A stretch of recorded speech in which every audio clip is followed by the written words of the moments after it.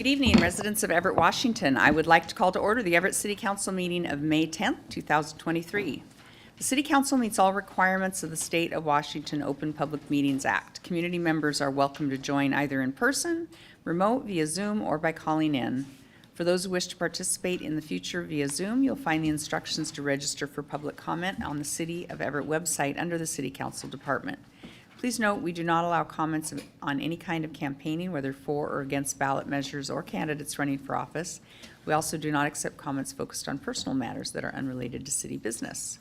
Clerk, will you please take the roll? Mayor Franklin. Excused? Councilmember Zarlingo. Here. Councilmember Ryan. Here. Councilmember Tui. Here. Councilmember Fossey. Here. Councilmember Schwab. Here. Councilmember Vogely. Here. President Stonecipher. Here. And I'd like to ask Councilmember Schwab, would you please lead us in the flag salute? Pledge allegiance to the flag of the United States of America and to the republic for which it stands, one nation, under God, indivisible, with liberty and justice for all. And Councilmember Ryan, would you please read the land acknowledgement this evening? I'd be honored. The City Council wishes to acknowledge the original inhabitants of this place, the Stahopes people and their successors, the Tulalip tribes. Since time immemorial, they have hunted, fished, gathered on, and taken care of these lands and waters. We respect their sovereignty, their right to self-determination, and their sacred spiritual connection with the land and water. We will strive to be honest about our past mistakes and bring about a future that includes their people, stories, and voices to form a more just and equitable society. Thank you. Do I hear a motion to approve the minutes of the May 3rd meeting? So moved. Second. We have a motion and a second for approval of the minutes. Clerk, will you please take the roll? Councilmember Zarlingo. Yes. Councilmember Ryan. Yes. Councilmember Tui. Yes. Councilmember Fossey. Yes. Councilmember Schwab. Yes. Councilmember Vogely. Yes. President Stonecipher. Yes. And good evening, Angie. Do we have anyone signed up for public comment this evening? Good evening, President Stonecipher. We do. First, we have received a written comment that is from Richard Piddock, and I provided that to council administration and to the clerk to be part of the record. And we have one individual online and a few here in chambers, and then we have one person that's wanting to speak later. So we'll start with online. Louis, if you could please unmute yourself, and if you can turn your camera on and state your full name and city of residence, and you will have 3 minutes to speak. If you're ready, go ahead. Oh, sorry, I'm driving. My name is Tom. I'm a resident in the South Fork neighborhood. I am wanting to give my, oh, did I lose you? Louis, can you start 2 over? seconds and I'll be with an internet connection. Yeah, okay, I think I can hear you now. Yeah, sorry, give me 2 seconds and I should have internet.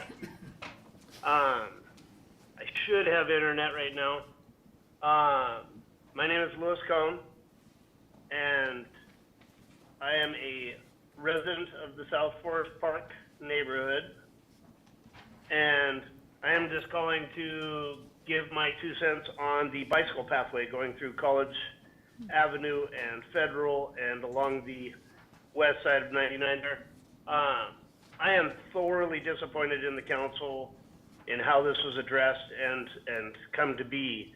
I know this bicycle pathway has been being discussed since 2011, but of the 25 members at our neighborhood meeting last night, nobody knew about it before 2 weeks ago. And of those, there's about 5 people who maybe got the letter in the mail. And of the other 20 people I've talked to throughout the neighborhood that are immediate neighbors, nobody knew about this, and none of those people got a letter, other than a couple of them got the letter saying construction is happening. But I'm wondering why there's been no proposal for my council member that's, I know, Dawn, you're new to the last year and a half or so, but no one has been to one of my neighborhood meetings in the last, we've been there 19 years to discuss this.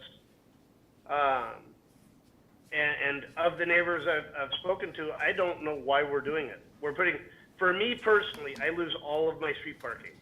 Not some of it, all of it. I lose College Avenue, and I lose 48 because we're moving a stop sign in now, and I lose the island directly in front of my property, which allows no parking in front of my home.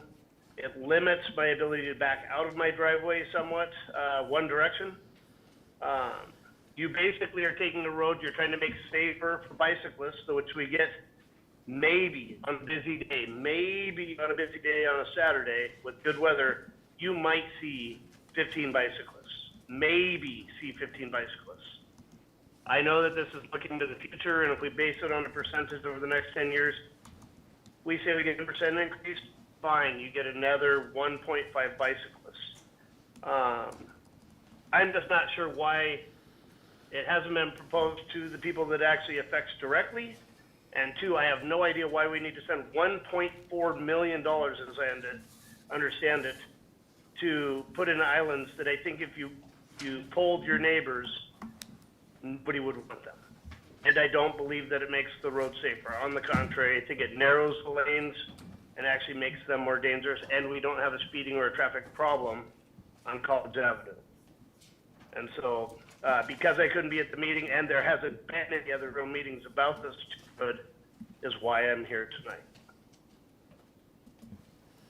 Thank you, Louis. Next, we'll move to those in chambers. And William, you specified you wanted to speak on item 3, but for consent items, we do it as a group. We don't read them individual. So if you would like to speak now on item 3. Yeah, I'll speak on item number 3. Yeah, so come on up here to the podium and hit the right button. Okay, and then state your full name and city of residence, and you have 3 minutes to speak. William Parent, 371 Smith Avenue. I think the 2 outside bathrooms is a good idea. I think, I don't know, $400,000. I mean, you bought someone a house. I mean, I don't know, did you rent in the shop and buy them the tools and help them bin the metal? I mean, I think that's a little excessive. I mean, does that come with maintenance too? I mean, that's more than enough money for maintenance, but that's the only issue I have about that one. You know, I'm like, we have AI write up the proposal and make some drafts, you know, click a button, about 6 seconds. But that was that question. Other than that, your city services are becoming remarkable. They're amazing to get you up off your feet.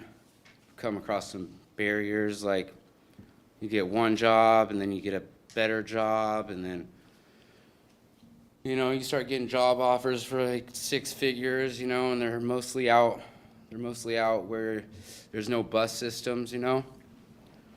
And then when you go back to city services, they only give you gas vouchers for one-time use only. You know, when you get past the paycheck to paycheck, when you're almost out the door, you know. It was kind of hard to explain to job interviews. You live in Everett, downtown Everett. I had to explain to them that it was changing. It wasn't like downtown Seattle. I mean, it really is changing. Besides, you know, this $400,000 for 2 outside bathrooms. But, yeah, it's you know, to be able to go back to the services, you know, because what they do is, what these guys do is they just, when's the last time you worked? I'm like, you ain't gonna drag me down until I'm desperate. I'll go right back to city services, you know, until we can negotiate some, you know, right pay, because I'm still an able body, man. Everybody's getting rich but me, you know, but or a good living. So we're coming to a turning point. So, you know, I mean, I don't know if you guys ever had a job where, you know, you go in there like Orange County choppers, you know, tell them you quit and they offer you unemployment. 30 seconds left. You ever have a job like that before? I mean, that means you're a good worker. Yeah, I've had enough. I'm going home. They said, no, here's unemployment. I don't want unemployment because that's just a catch-22, and they're just going to come after my paycheck if I screw up or I turn a job down. I'm not doing that toxic job.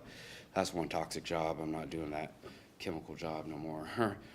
So, yeah, I just want to tell you guys the hurdles once people start doing your city services, like 3 steps for a return for the exit out the door. But that $400,000 for two outside, I hope that comes with maintenance. I really hope that comes with a lot of maintenance. But yeah, that's all I have to say. Thank you, William. Next, if Jim could please come to the podium, followed by Richard.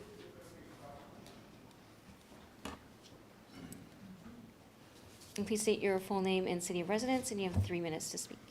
Okay, my name's Jim Haglund. I live at 625 40th Place in District 2 and walk frequently, daily, on College and Fleming, which is a subject of a project. I'd kind of like to dovetail or tag on a little bit with what the comments that Louis had when he called in, which was there really has not been outreach that explains what's going to be done about this project. We haven't had, until we reached out to Public Works after the letter was received, that was really the first contact we've had. And now, we are happy that we've had the Director of Public Works come out, as well as several people from Public Works to discuss this with us. It appears that there may be some concessions made about locating these traffic islands where there's not room for them on Federal. They're still looking at the islands on College. There are some concerns by some of us because there are bus routes that go down that street. And the street is being narrowed in such a way that it's going to put an island right in front of one of the bus stops. So also the buses navigating the turns, I think, will be another consideration there. We are happy that we've been getting some airtime with those folks, but it would have been nice to have that back in the day. And we weren't all monitoring city council goings-ons to see that a contract was signed or was approved for this some time ago. It does go back 11 years on the bicycle plan or more, but not everybody has lived in that neighborhood for 11 years, and we haven't really stayed on top of what's going on there. I'm hopeful that the partnership that we have with Public Works will continue, that we will see some more accommodation made for those who live along that street. One of the places I would invite Paula and Dawn, if they haven't been on that particular stretch of road, to drive down College to 52nd Street.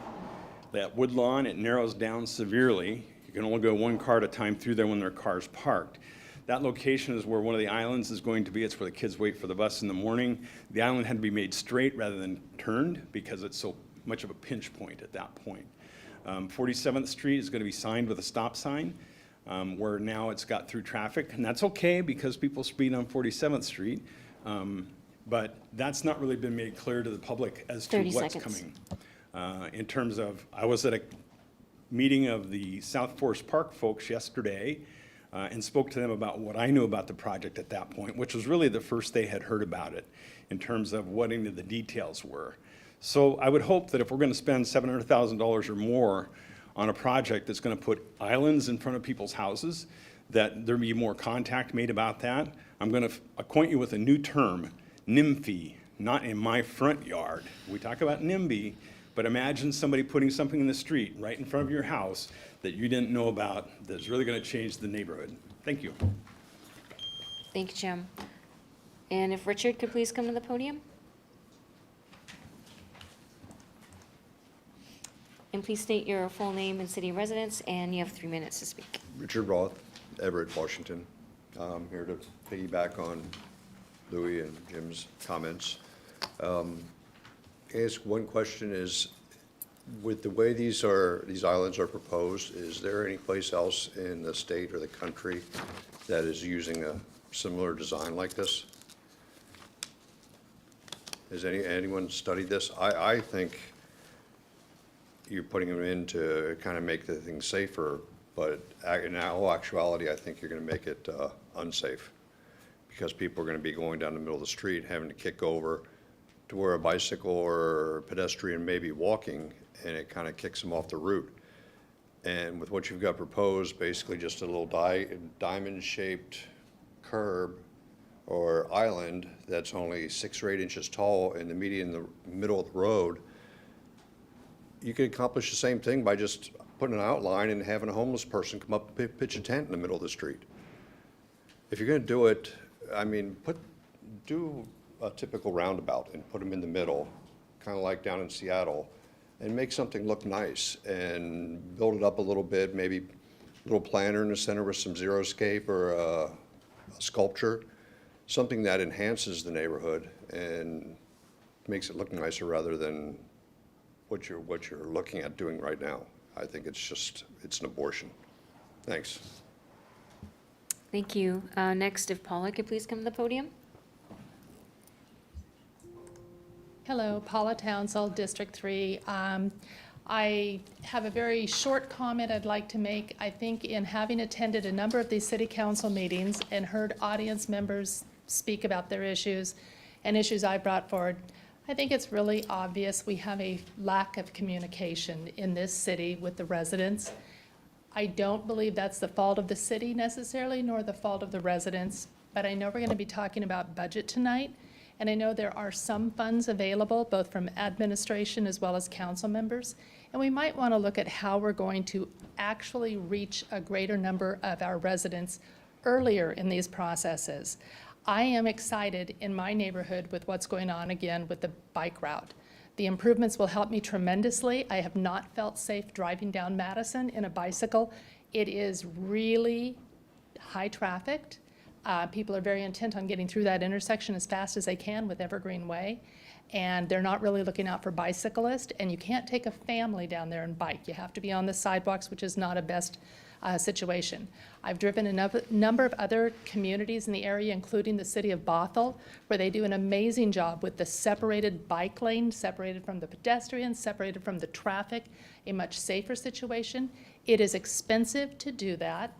I am very pleased we're doing it here because it is best practices. Going forward, if we want to get people out of our cars and we want to get them walking to the store or biking to the store or biking down to the bus transit centers and so on, we need to be able to have it safe for them to do so, of all ages, be they young or be they seniors. I think what we're doing is really important and great, but clearly a lot of residents have not found the opportunity to get involved earlier. So I would encourage this city to look seriously at how we can do a better outreach job with our community. We need to find ways to get them in here proactively instead of reactively. That is not good for you folks when you're trying to make policy, when people come in just really upset because this is happening shortly. You're signing the documents and it's going to happen. It's going to become a policy, an ordinance, a law. So let's do better. Let's figure out what other people are doing. Maybe we can piggyback on some of that. But I do appreciate the long-term work we do. I just want to see how we can make it better for all of the residents in Everett. Thank you so much. Thank you, Paula. President Stonecipher, that's all we have for public comments now, but there's one more when we get to item 18. Very good. Thank you, Angie. We are going to now go on to councilmember comments and liaison reports, and I'll start with Councilmember Zarlingo. I think I'll be speaking a little more at a later item, so I'll keep my comment here short and partly responding to the previous comment here.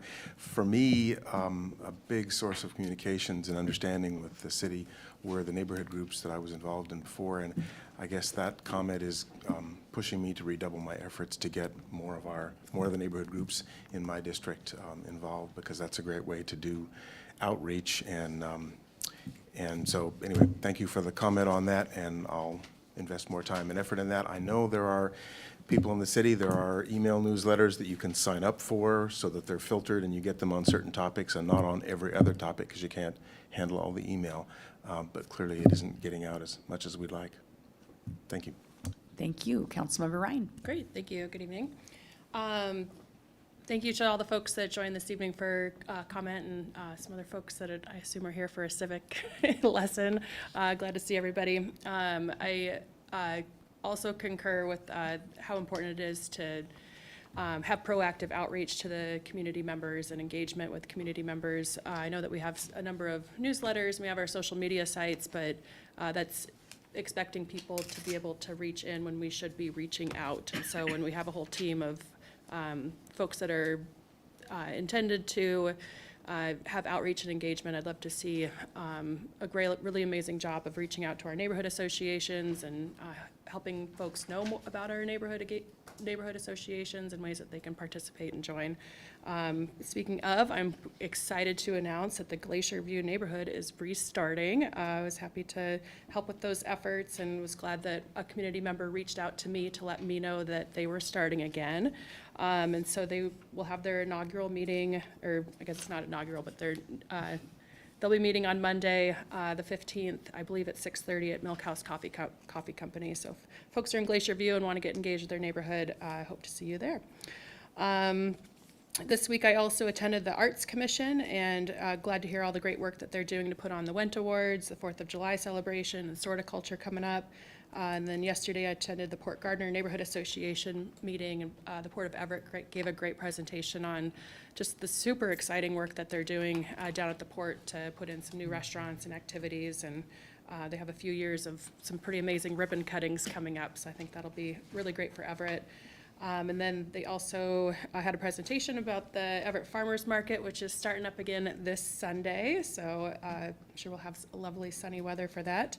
And speaking of Sunday, happy Mother's Day to all who celebrate. Thanks. Thank you, Vice President Dewey.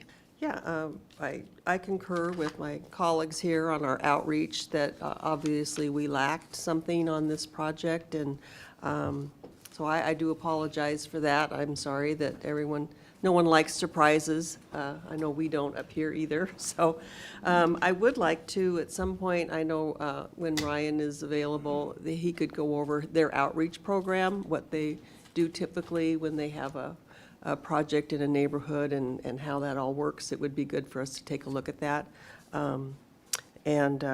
Yeah, I apologize for the surprises, and I know that Ryan is probably working really well with you right now as much as he can. So anyway, thank you for coming and sharing your frustrations. Thank you, Councilmember Fosse. Thank you for everyone that's coming to speak again. I always appreciate when people are civically engaged and bring things to our attention so that we can work on them or amend them. So appreciation for you coming to speak. I was able to attend the Riverside neighborhood meeting this last week and got to watch the port presentation, which I have seen many times before, but there was actually some significant updates and new exciting developments on that. So it was actually some new things that were coming forward and very exciting things down there. And I think that's all I have for public comments today. Thank you. Thank you, Councilmember Schwab. Yeah, I too appreciate the comments of communication. And I too apologize for that group of neighborhood not realizing what was coming. You know, I think we approved one portion of that bicycle plan like a year ago. So, you know, things get in motion and they take so long to actually get to a point where, you know, you see the results of what we've done. So yeah, there definitely needs to be a better tie to that, almost like we have to refresh what we worked on and bring it back, because it's been so long these projects been approved. So thank you for that. Also, we had our Built Environment Council Committee meeting today, and there's a couple of things that I just want to bring up in that. One is the Senate Bill 5058. Supposedly, they're reducing the liability for some condominium units, and it might loosen the restrictions for condos. And I really think that ownership is so important in Everett. So I'd really like to see the city, maybe we can have a conversation later about how we can encourage development of these condos that fits under this RCW. It's 12 units or less and 2 stories. I know we've been focusing on a lot of rental units, but if we can really encourage condos and ownership, I think it goes for a long way. Also, this is an issue that I had been discussing with some of my council members in the past, and it was brought up. We have quite a few, or some housing covenants and groups of homeowner associations that may have some inappropriate wording in their covenants. So I know the city of Seattle went back and did a study through University of Washington and worked on a process of changing. Obviously, if you have a racial discrimination in your HOA, it's null and void, it's not legal. But I am concerned that we still have them. So I know it's a daunting project, but I would like to see at least these homeowner associations be identified that have inappropriate language. Thank you. Thank you. Councilmember Vogely. Thanks for being here, everybody. I don't have a whole lot, but thanks to colleagues for bringing up important issues. And not only do you need to be here to comment and communicate, but we're always reading our emails and hopefully also responding. So you can give that a try too. Thank you. Thank you. And I don't have much to add, but I am also going to speak on the bicycle plan. That is a plan that I was on council when we approved that. It's been a long time, more than probably a dozen years ago or more.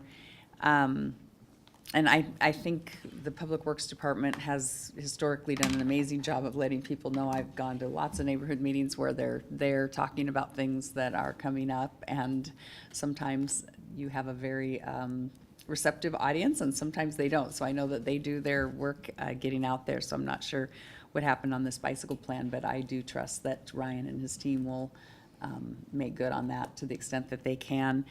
And I think it's a good lesson to all of us. We probably all, once you have this project in motion, the plan's in place, the money comes, it's kind of like things start moving forward, and maybe just reminding ourselves that we could need to go back and check some of those other boxes that frankly we weren't checking as much in the pandemic. So just kind of resharpening our saw here.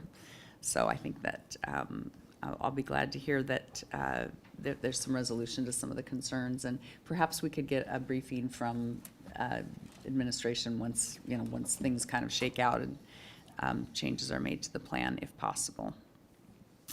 That's all from me. Oh, do we have an administrative update this evening? No updates, but we'll follow up on the items that were discussed tonight, and appreciate the feedback from our community.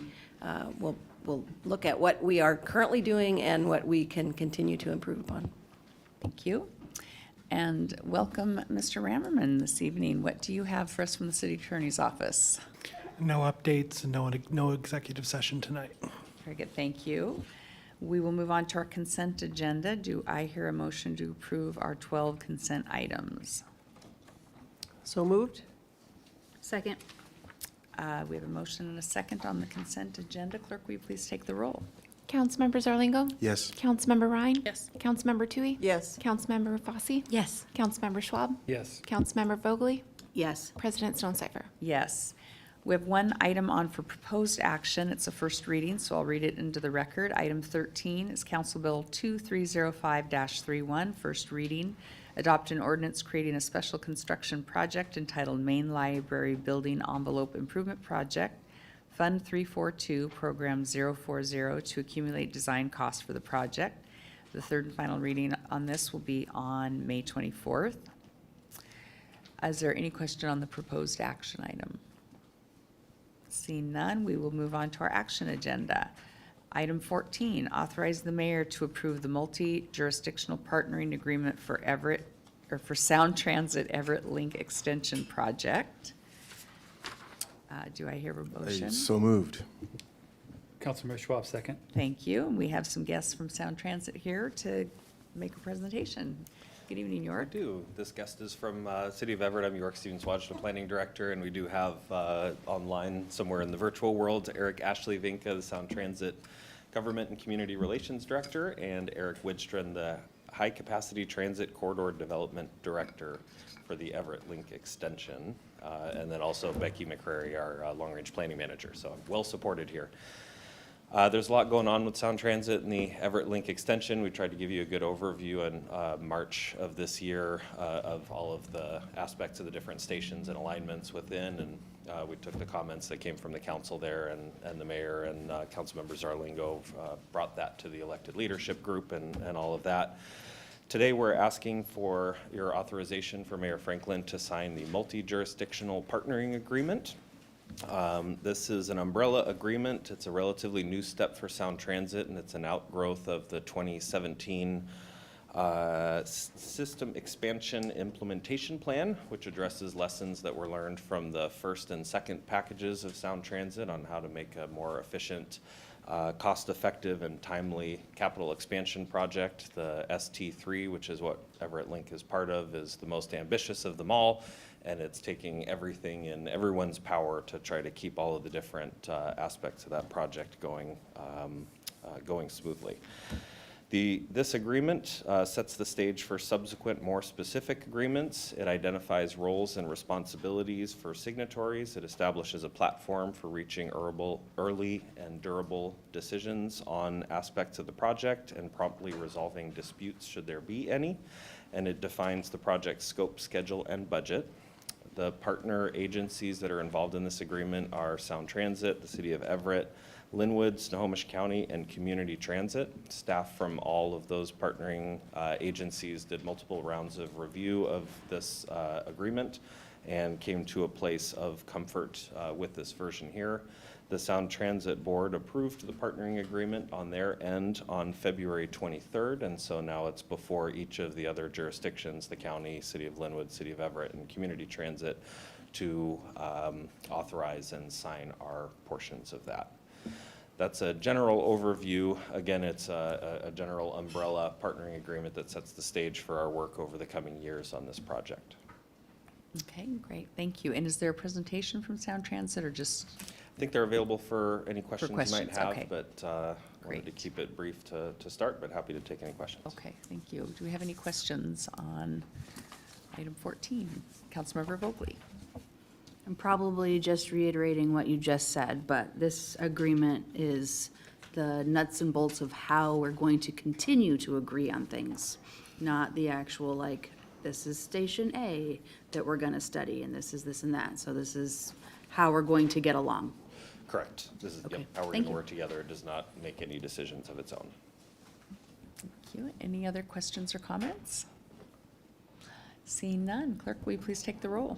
Councilmember Zarlingo? Yes. Councilmember Ryan? Yes. Councilmember Tui? Yes. Councilmember Fosse? Yes. Councilmember Schwab? Yes. Councilmember Vogely? Yes. President Stonecipher? Yes.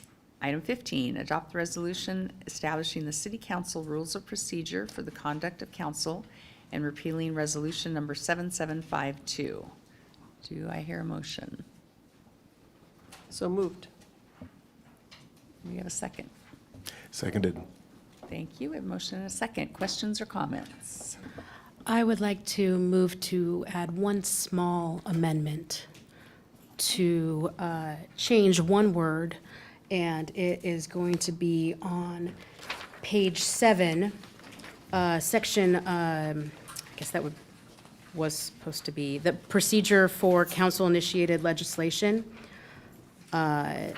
Item number 1, when it's talking about requests for information and advice regarding potential legislation, it says, once a council member is ready to move forward with the outline of draft legislation, the council member will notify the president, who shall assign the proposed proposal to the appropriate council committee for consideration. I would like to change that one word, shall, to may. Just given the variety of proposed legislation that can come before us either in a timely manner, that we need to do something that is a small adjustment, like wording changes or other things that don't necessarily apply to committees. I think it should be up to just not necessarily a requirement on all. Okay, we have a motion to amend. Do I have a second? Second. All right, any discussion on the motion to amend? Councilmember Fosse spoke to your motion already. Councilmember Ryan. I support it because it provides for flexibility. Thanks. Thank you. Councilmember Vogely. I just want to know, you read it, but where? Oh, page 7. 7, section 10, number 1, and 5th sentence? Last sentence. Okay, thanks. There it is. Any other questions or comments? We'll make before we vote to amend. Clerk, will you please take the roll on the motion to amend? Councilmember Zerlingo? Yes. Councilmember Ryan? Yes. Councilmember Tui? Yes. Councilmember Fosse? Yes. Councilmember Schwab? Yes. Councilmember Vogely? Yes. President Stonecipher? Yes. Okay, we have one amendment. Any other questions, comments? None? Well, I'll just comment. I would like to thank council members for hanging in with us while we got through this process. There was a lot of discussion at our retreat and drafting that was done.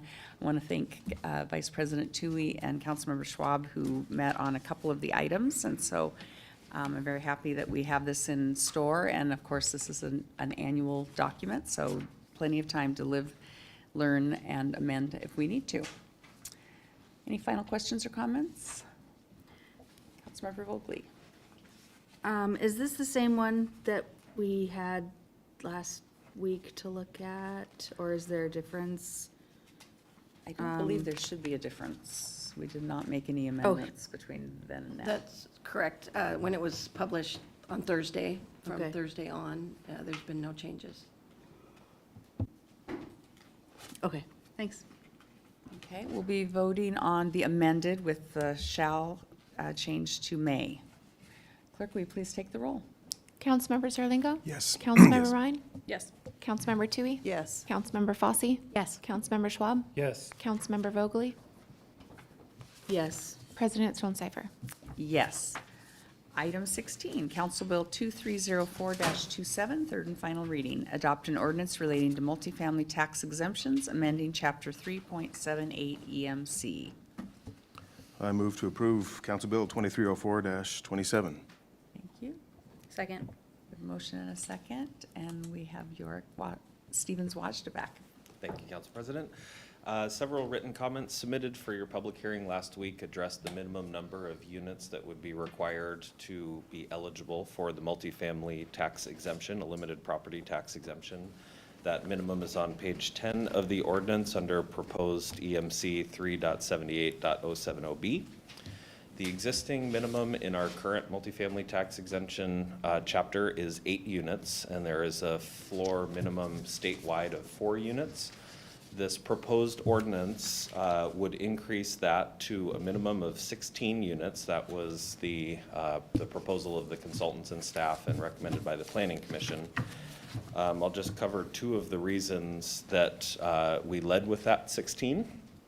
The 3 zones for which projects are eligible for the tax exemption are the mixed urban, the business, and the UR4 zones. All 3 of these are intended for significant growth. They are planned and zoned for significant growth and development, and we wanted our incentives to align with that expectation and that plan. Of the 2,100 acres in the city that are in one of those 3 zones, 80% of the land is zoned for 6-story buildings or higher. Where development might come in with something less than that, significantly less than that, we lose capacity and tax base and maybe need to make up the difference in another area of the city that may not be as well suited for it. So we are aligning our incentives with the plan, and that was the reason for that floor of 16. Now, that said, there's definitely a tension between needing housing now at any scale and looking for housing at more significant scale that can begin to address some of the housing affordability and availability challenges that we have as a city and a region.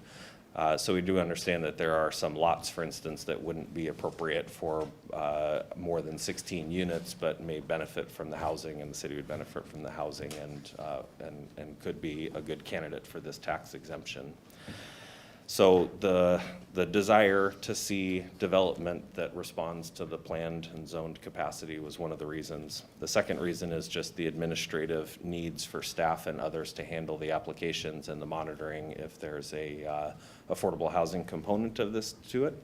So each 4 to 16 unit development would create a similar amount of paperwork and all of that to a larger development.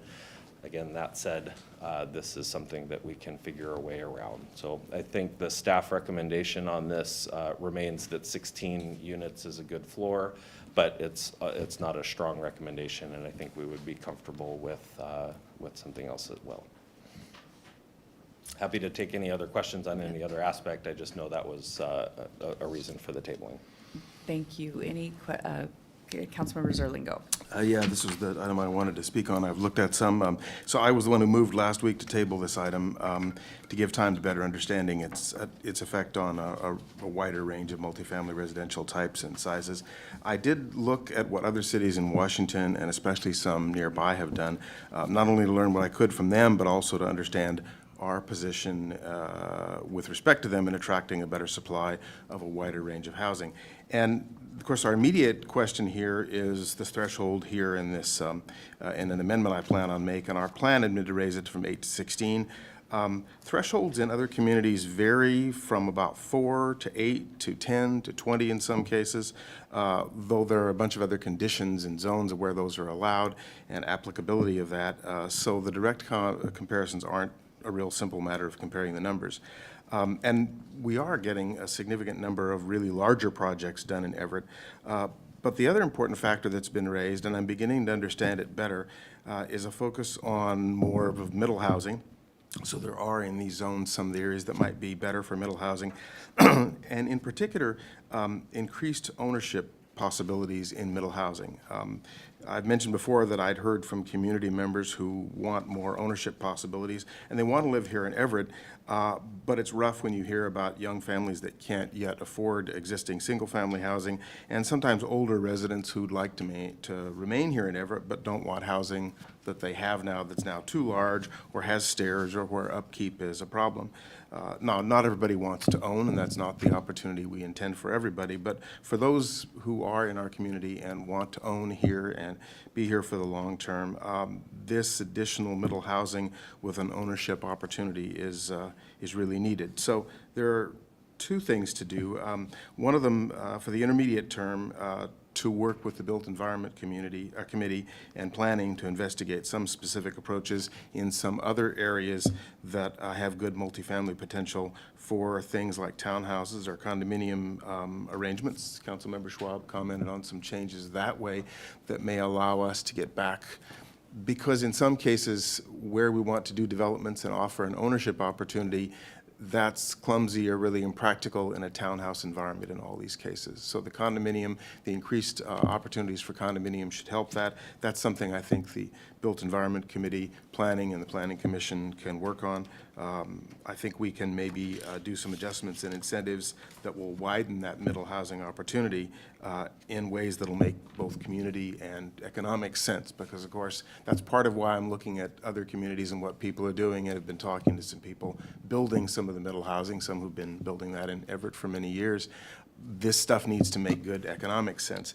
And so with that bit of feedback, and mostly affecting not the really larger zoned areas you're talking about, I do propose to amend for our Appendix 1, Section 3.78.070, Section B, the current section that is struck out, I'd like that restored. And then under B, number 1, for that element number 1, which changes the number from 8 to 16, for that to be deleted. So what that will do is preserve us at that 8-unit threshold. There are one or more developments that will allow to move forward with this incentive. And I should note the incentive is not a whole property tax exemption. It affects only the improvements. So it doesn't affect the base land, but it is an incentive for those who are going to improve this. So short term, I think there are some things we can do to bring a little more middle housing and some more ownership opportunities. And then what I hope this provides is a hospitable environment that we can make some incremental motions down the road and do more middle housing, especially where we can handle it well and where we can offer some additional ownership opportunities. So I'd like to make that amendment. Thanks. That's good. We have a motion and a second on the amendment. Council Any- President Stonecipher, could I, Yes, sorry to please. interrupt, a question about, so I'm definitely following changing 16 to 8 in B1. You mentioned restoring the struck language above that, and a lot of that language has just been reorganized into other parts of the sections without thinking through it all the way, I'm not quite sure what the impact of that is. So changing the minimum from 16 to 8, I think can be done by changing the word 16 to 8 in 070B1. Was there another change that you were envisioning with the struck language? My memory is that that has just reorganized into farther down. Yeah, correct. The change is specifically from the 16 to 8, where it currently exists and where some plans have been made. Okay. Any questions or comments on the amendment? Councilmember Vogely. So this is legal. Is that a restated amendment? If so, I would second that one. If the original maker of the motion would like to just do the 16 to 8 bit. Yeah, let the record reflect that my intent in this amendment is specifically to change that from the 16, instead of a change to 16, to leave that remaining at 8, and that's the specific target of it. And second. Yes. I just need to clarify, this was the only change amendment that you want? Okay, great. Other questions or comments? Councilmember Fosse. Thank you. Is that an amenable change? You seemed receptive to that. Yeah, I think it's where we're at right now.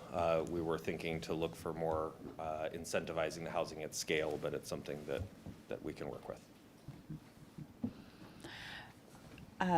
Well, I think before I can consider this, one of the questions that I have is if 80% of the properties that we're looking at being impacted or being eligible for this multifamily tax exemption are really zoned much higher levels than 8 units, the concern would be that there's easy pickings to build a smaller 8-unit building, and then that does not help us meet our housing targets, and then puts pressure on infill into our single-family residential neighborhoods. So that's the concern that I have. If we basically downzone, provide incentives for smaller building structures, which we know in our community, that's tends to be what we get. So I am wondering what the conversation was at the Planning Commission level to get to the level of 16, and was there any economic analysis of that aside from what you've shared already? On the way to answering that, I will address the difference between the number of units and the height. Unfortunately, the number of units, 16 units, if on a very small piece of property, might take 6 floors. And in fact, we have a development proposed on a 6,000 square foot lot that is somewhere around there, and it would be a very dense and efficiently used piece of land.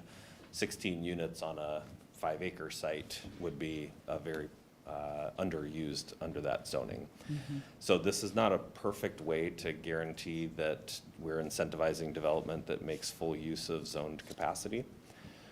I don't remember the conversation at the Planning Commission, but they have been consistently in favor as a group of efficiently using the city's land and efficiently targeting the incentives towards development that does meet the capacity of the property. Mm-hmm.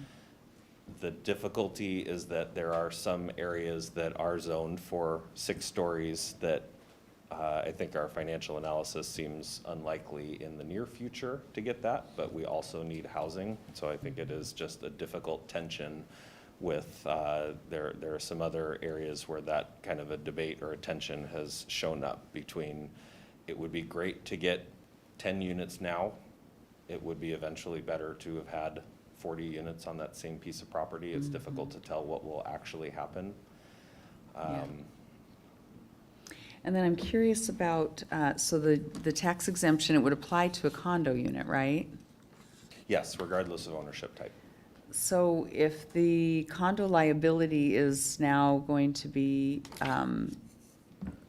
assisting buildings that have 12 units or less, was there any, of course that hadn't happened when the Planning Commission was doing this work.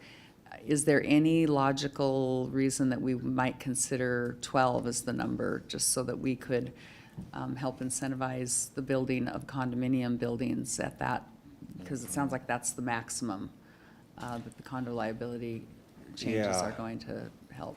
The bill that changed the application of condo liability raised the threshold for requiring usage of Chapter 64.55, which was a legislative fix from 2005 for construction defect liability. So I think we talked about it in Built Environment Committee, and it's not something that I'm an expert in by any means, but I think the general gist is that it facilitates more condominiums at that smaller scale. The number of 16 and 8 and 12, it's a sliding scale, so any number could be as reasonable as any other. And I also want to correct myself that it is not exactly regardless of ownership type. A lot of this is geared towards rentals because of the common ownership that would be required for taking the exemption, but there are provisions for ownership product as well, but they're not exactly the same. Not exactly the same, okay. Yeah, well, I am concerned as we look at our growth targets on housing that we may be sort of shortchanging ourselves by allowing the multifamily tax exemption on smaller buildings that aren't maximizing our development potential in the areas where we've invested and kind of identified as urban growth kind of corridors where we want growth because we've got the infrastructure there to meet those growth needs. And I think that if we reduce that, then I think it does put more pressure on some of our single-family and smaller residential areas where we don't really quite have the same type of, we don't have the parking, we don't have the road infrastructure and things in there. So I'm worried about providing incentives for smaller building size, which I think, again, in Everett, that's kind of what we've been getting, but we really need to up our game. So that's my concern on the amendment. Councilmember Vogely. Are there any incentives that you know of right now off the cuff, because I didn't ask it earlier, that would incentivize the smaller ones in the places that we want the smaller ones? Not at this scale that I can think of. Okay, thank you. Depends how you define an incentive, and there's, exemptions for more strict building standards that could be seen as an incentive, but in terms of an actual financial benefit to a project like this limited property tax exemption, I don't think so. Any other, Councilmember Zarlingo? Just actually two responses. I mean, those things the other parts of middle housing are something I think that we'll look at down the road a bit, because I think there's more that can be and should be done, and maybe part of something of our comprehensive planning. And in terms of the size of this and what we're incenting, especially with the change in condos, hopefully we will see some of that restart. And I think that's the kind of thing that if we find that we are losing that opportunity in land and proper use of the land, then that would be a great thing to bring up to adjust this number, because there's nothing permanent or magic about the number, but it's a number we've had. There are developments that have been considered planned for that kind of thing, and I'd like to see that housing in the short term, and I'd like to see more owned housing if we can, and then keep an eye on how we're losing that land, because we may need to make those changes. If the condo situation takes off, if that does, as we hope it would, then I think we may want to be adjusting it in any case. Any other questions or Councilmember Vogely? So there is currently the idea, maybe it's a fact, I don't know because I haven't talked to the person, that a developer that's really actually wanting to build 8 units, or at least less than 16, and getting the multifamily tax exemption. When, is this like any regular ordinance that goes into effect 15 days after the signing by the mayor? But if there's something already in the works and they're already getting the MFTE, well, that grandfathers, right? You don't like give an MFTE and then take it back because we've changed legislation, or do you? We, us, they. We don't have any in process right now that are between 8 and 16. Luckily, because that might be a complicated question. Yes, this would take effect in the normal ordinance procedures, folks would be able to opt in up until the point at which they've begun construction of any tax exempt element. So a project that is in the early stages of development that is not eligible for MFT under the current code would be able to apply into it so long as they haven't already started construction. Thank you. Any other questions or comments on the amendment? Is Councilmember Schwab coming back? We'll go. Just one more clarification. Vice President Tui. Yeah, thank you. So the Planning Commission, as well as your staff, is recommending the 16, is that correct? It was the number that we proposed to the Planning Commission. I think it was the strong recommendation from the consultant, and it rang correct for staff, and the Planning Commission agreed with it, yeah. Okay, thank you. Thank you. Any other questions or comments? Clerk, will you please take the roll on the motion to amend? Councilmember Zerlingo? Yes. Councilmember Ryan? No. Councilmember Tui? No. Councilmember Fosse? Yes. Councilmember Schwab? Yes. President, Councilmember Vogely? No. President Stonecipher? No.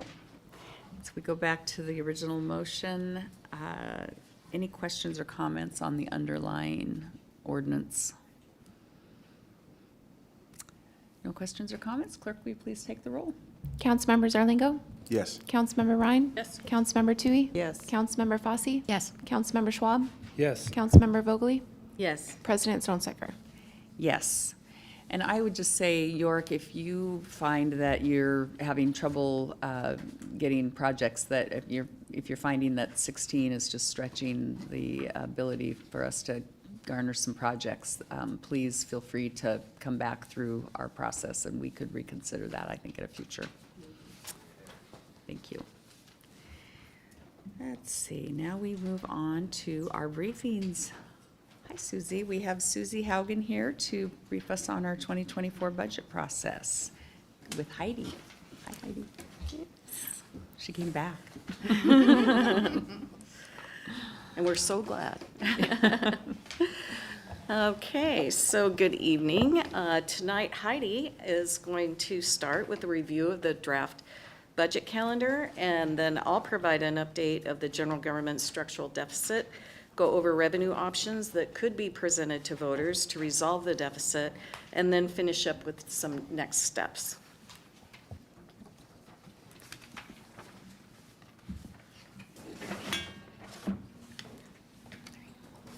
Good evening, Council. The draft budget calendar includes dates for budget committee briefings as well as budget-related items that will come before Council for action. These can include property tax and budget amendment ordinances. The draft calendar does start with budget amendment number 1, which we've successfully completed in April. And as Susie had mentioned, our meeting today will focus on the draft calendar as well as our revenue review options, or to review our revenue options. Beginning on May 31st, all budget committee meetings will start with an overview of the general government's year-to-date budget performance. Also, during this meeting, we'll share with the committee the fiscal year 22 year-end results. The June 28th Budget Committee will focus on the city's reserves review. This includes LEF 1 pension, capital improvement reserve funds, CIP 1 through 4, vehicle replacement reserve, along with the remainder of our reserves. We currently don't have a budget committee scheduled for July, but one can be scheduled on July 19th should there be any topics that council wishes for us to discuss. We'll go over PFD support and capital plan review, as well as an update to lodging taxes during the August 16th Budget Committee meeting. The first, second, and third readings for budget amendment number 2 will take place on August 16th, 23rd, and 30th. We'll be presenting the general government revenue forecast, as well as the fiscal year 24 budget balancing update during the August 30th Budget Committee meeting. Council's revenue and expenditure workshop and public hearing, as well as the mayor's budget message, will be delivered during the September 20th council meeting. And our city's human resources manager, Marcy Hammer, she will be providing a health benefits update during the September 27th Budget Committee meeting. Other than the year-to-date budget performance update, we currently don't have any specific topics to present during the October 25th Budget Committee meeting. If topics do come up, we'll add them to this meeting. Property tax readings will take place on October 25th, November 1st, and November 8th. We'll also have our public hearings on the fiscal year 24 proposed budget, and that will be on November 8th, 15th, and 29th. As well as our hopefully final budget amendment for the year, budget amendment number 3, hoping to take place on November 29th, December 6th, and December 13th. And lastly, we do have some placeholders here should there be a need for additional budget committee meetings.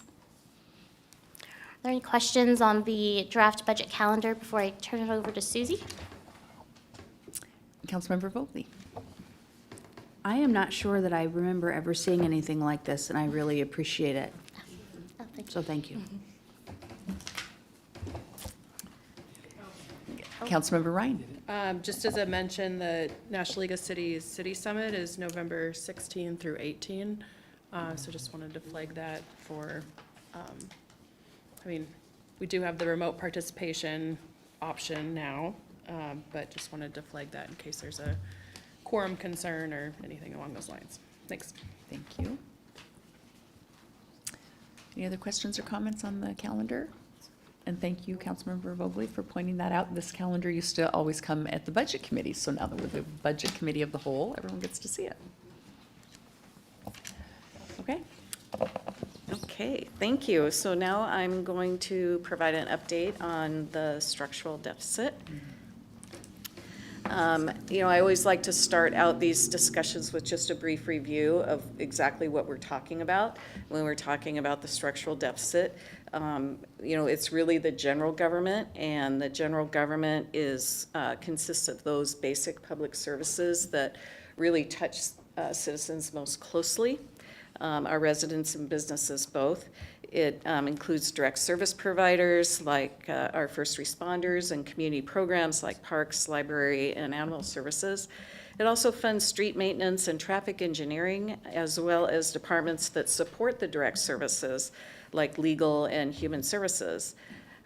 General government services are funded primarily by taxes and fees, and these are the services that are impacted by the structural deficit, which I'll be going over on the next slide. On the right, we have our non-general government services. These include our regional water and sewer utility, Everett Transit and Paratransit, the Everett Park Garage, 2 golf courses, and internal services like our vehicle maintenance and repair shop. These non-general government services are funded primarily by rates and fees. Transit does have a dedicated sales tax, and then a fair amount of grants. These services are not impacted by the general government deficit. So this chart illustrates the current deficit forecast for the general government. After accounting for an estimated prior year budget variance, deficits are projected to grow from 9.1 million in 2024 to just under 32 million in 2029. And before I move on to the revenue options, I do want to take a moment to talk about the development of the 2024 budget. As the slide shows, the prior year budget variance, we have a $9.1 million gap to close in 2024. This is even after the suspension of the planned contribution to the Left One pensions of $5 million. So that is already accounted for in the annual deficit. I understand, and I've heard that there is a lot of strong interest in increasing services or adding new services in 2024, and I just hope that everybody will bear in mind that even just maintaining our existing service levels will be really difficult and will require repeating many of the unsustainable choices that have been made over the past several years to produce a balanced budget without severe cuts in services. And any additions that we make to this gap will just make that process that much harder.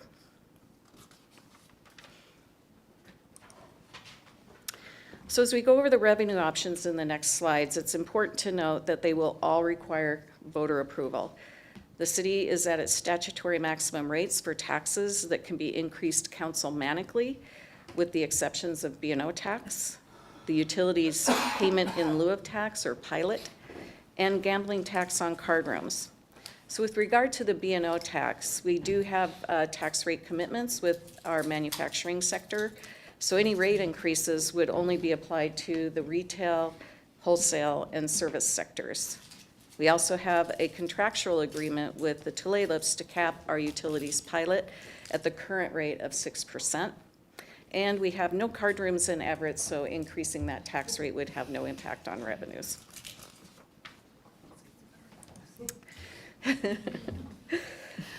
The first revenue option we'll discuss is a merger with the Snow Isle Library System.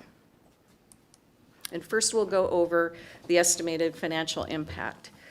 The 2023 levy rate for Snow Isle is 31 cents per $1,000 of assessed value.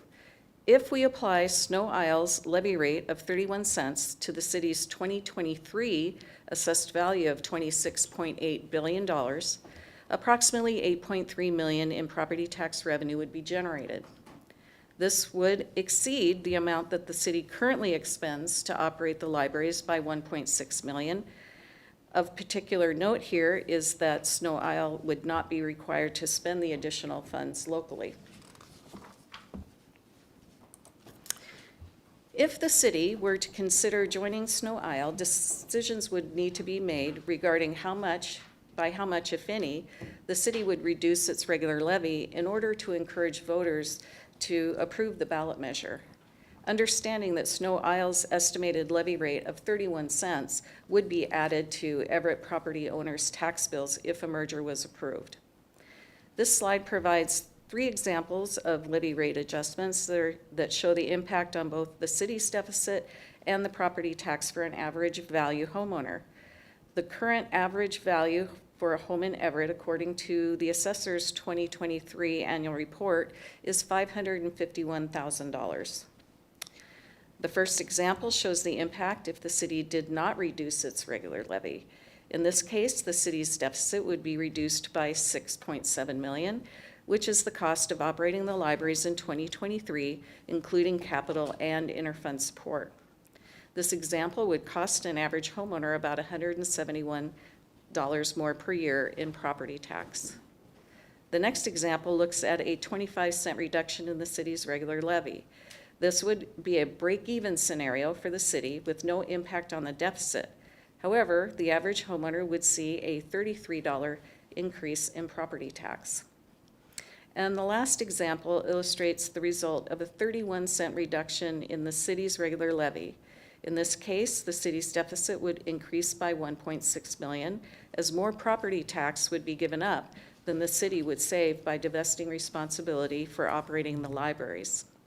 However, there would then be no impact on property owners, as Snow Isle's levy would be entirely offset by the reduction in the city's levy.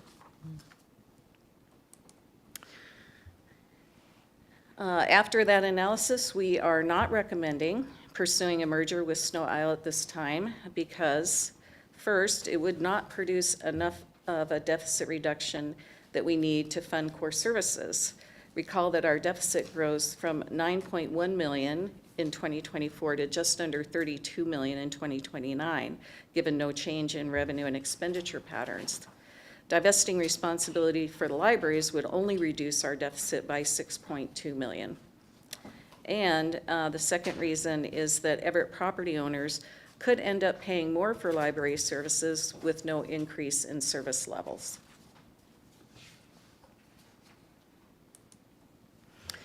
Creating a Metropolitan Park District, or an MPD, is up on the next slides. The city could ask voters to form and fund a Metropolitan Parks District. There are currently 15 MPDs in the state of Washington. The maximum levy rate for an MPD is 75 cents per $1,000 of assessed value, and MPDs are also subject to proration if the $5.90 limit on junior taxing districts were to be exceeded. So in the event that the aggregate levy for junior taxing districts exceeds $5.90, the assessor would reduce levies of flood control zones, parks and recreational facilities, and parks districts, city transportation authorities, and cultural arts, stadium, and convention districts before they would reduce an MPD's levy.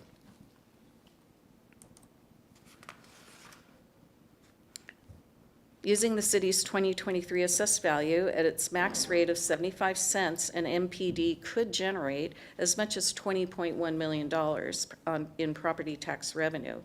The 2023 parks budget, including capital and interfund support, totals $10.5 million. If an MPD were to be approved at its max levy rate, an average value homeowner would see a $413 increase in property tax. The amount of deficit reduction for the general government would depend on how much of this new funding, if any, would be used to offset the general government's support of parks. The maximum deficit reduction would be $10.5 million.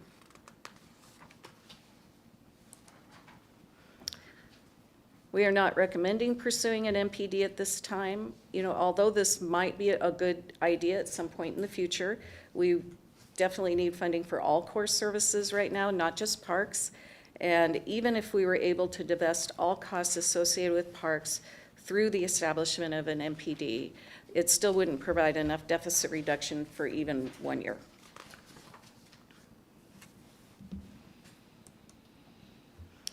The next revenue option is to move the fire department to a regional fire authority.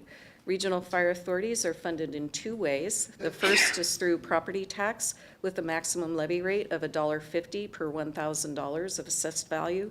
The second is through a combination of property tax with a max levy rate of $1 and a fire benefit charge that could pay up to 60% of operating costs.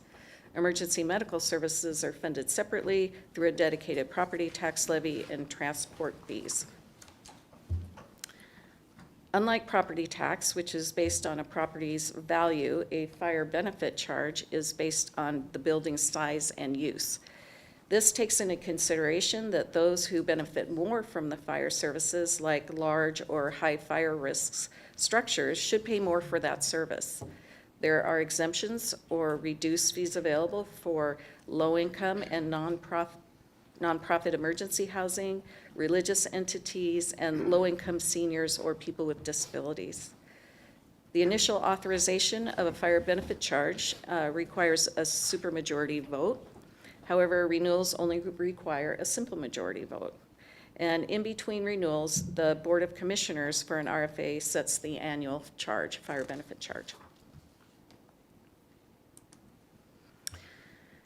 Because a fire benefit charge is specific to the agency that implements it and is dependent on the makeup of the structures within its boundaries, for simplicity, I'll focus the analysis on an RFA that is funded entirely by property tax. This slide shows the potential financial impact associated with an RFA, assuming the district is at its maximum levy rate of $1.50. Based on that levy rate and the city's 2023 assessed value of $26.8 billion, the RFA would generate $40.2 million. Oops, thank you. Sorry about that. $40.2 million in property tax revenue. This would exceed the amount that the city currently expends on fire services by $16.3 million. The EMS levy and cost of EMS services are not included in this analysis, as both revenue and associated costs would move entirely to the RFA. Therefore, there would be no net financial impact to the city or taxpayers in terms of EMS services. Similar to a library merger with Snow Isle, if the city were to consider creating a regional fire authority or joining a fire authority, decisions would need to be made regarding how much, if any, the city would reduce its regular levy in order to encourage voters to approve the ballot measure. Most, but not all, cities that have joined a fire district or a regional fire authority have initially reduced their regular levies by some amount. The same three examples of levy rate adjustments are provided in this slide that we showed in the Snow Isle discussion. Again, for simplicity, this slide shows the impact of moving the fire service to an RFA that only levies property tax. The first example shows the impact if the city did not reduce its regular levy and the RFA was at its maximum rate of $1.50. In this case, the city's deficit would be reduced by $23.9 million, which is the 2023 fire budget, including capital and interfunds, less the cost of the fire marshal's office. The increase to an average value homeowner would be approximately $766 per year. The next example looks at a 89-cent reduction in the city's regular levy. This would be a break-even scenario for the city with no impact on the deficit. However, the average homeowner would see about a $335 increase in property tax. And the last example illustrates the result of a $1.50 reduction in the city's regular levy. In this case, the city's deficit would increase by $16.3 million as more property tax would be given up than the city would save by divesting responsibility for fire services. However, there would then be no impact on property owners as the RFA's levy would be entirely offset by the reduction in the city's regular levy. Moving the fire service to an RFA is very high on the list of options to pursue. However, this alternative involves a complex process that would likely take a few years to complete. Given the general government's urgent need for resources, we would be recommending pursuing another revenue option concurrent with work on an RFA.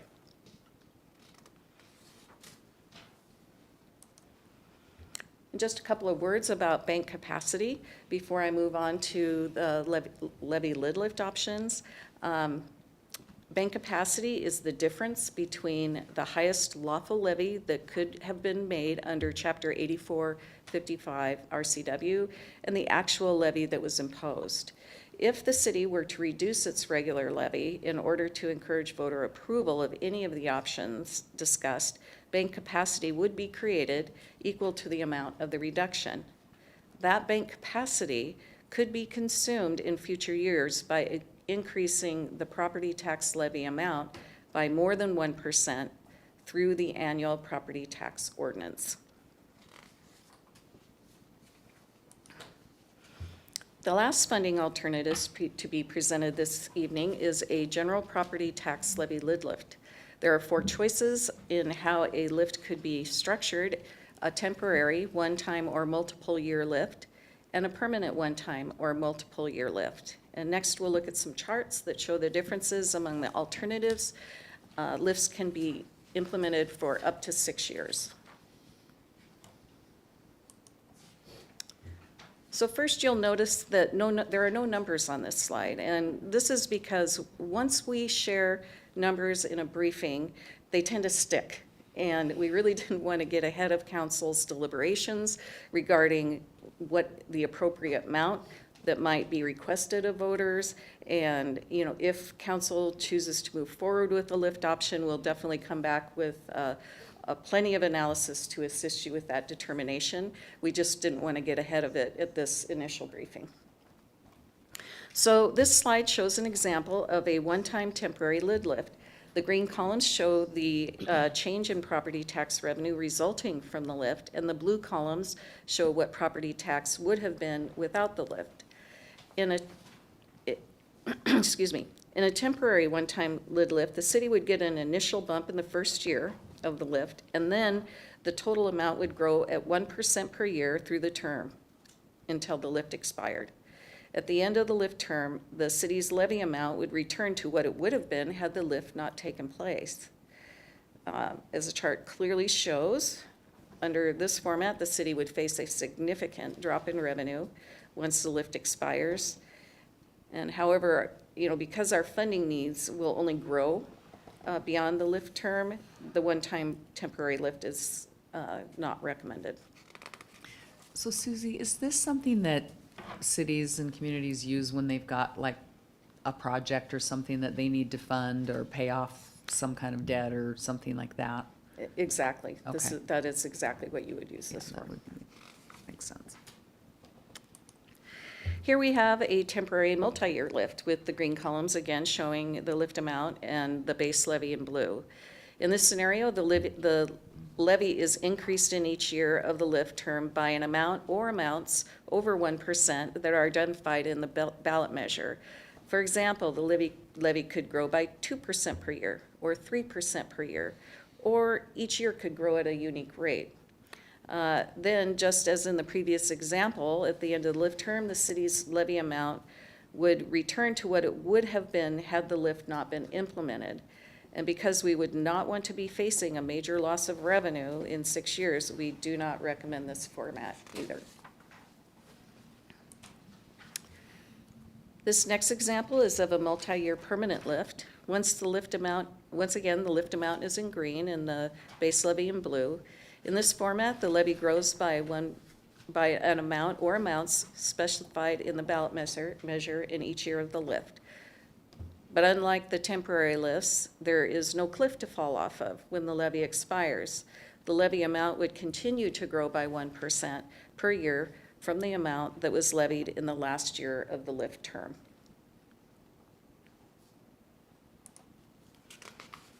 And finally, we have the one-time permanent lift with the lift in green and base in blue. With a one-time permanent lift, the city would get an initial bump in the first year, and then the levy amount would grow at 1% each year thereafter, with no loss in revenue once the lift expires. So for our recommendation, we are recommending that we move forward with a property tax levy lid lift, and the reasons include we could realize funding available as early as 2025. It could provide funding to support all core services, plus it could contain provisions to target specific area of need. And the amount of the lift requested could be tailored to provide multiple years of deficit relief. Although either the multi-year or one-time permanent lift could provide the resources the city needs to fund our core services for at least a few years, we are recommending the one-time lift for its simplicity and because property owners would have only 1 year of an increase over 1% rather than multiple years.